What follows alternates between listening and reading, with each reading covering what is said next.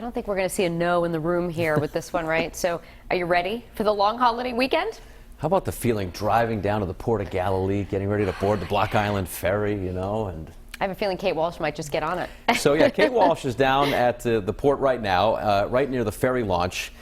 It's got to be tempting, Kate, to just want to put the microphone down, turn around, and climb right on that ferry and spend the weekend on Block Island. Actually, guys, it's kind of hard to hear you really because these seagulls are so loud right now. I'm really just trying to dodge them, if you know what I mean. But yeah, the ferry does look quite nice behind me. But there are some guidelines that the state really wants you to consider if you are planning on heading to Block Island this weekend. It's a very popular place, of course, to come here to the Port of Galilee and head over if you're renting a house on the island or just going to the bars and restaurants. But there are some things you need to keep in mind.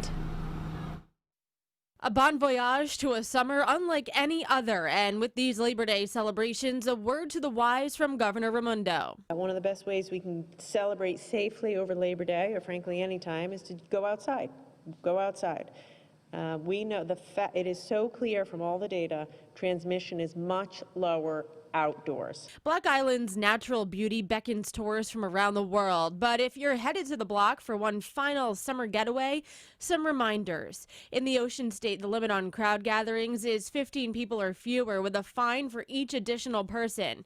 Earlier this week, Governor Raimondo showed data indicating spikes in cases on holiday weekends. We know for a fact that holidays cause people to gather at a party, which 3-4 weeks from then leads to increased cases. This comes as the COVID test positivity rate in Rhode Island hit an all-time low. 12 News had traveled on the Block Island ferry with Rhode Island State Police troopers as they boosted enforcement on the island following an uptick in moped crashes, including 2 that were deadly. Having a state police contingent, especially a traffic safety unit in an area compact as this, I think will have a tremendous deterrent on behavior. Drinking and driving, wearing helmets, seatbelt violations. That unit plans to be on the island through this holiday weekend, and in the first weekend out there, they reported handing out 100 traffic violations as well as 6 arrests of out-of-staters violating laws.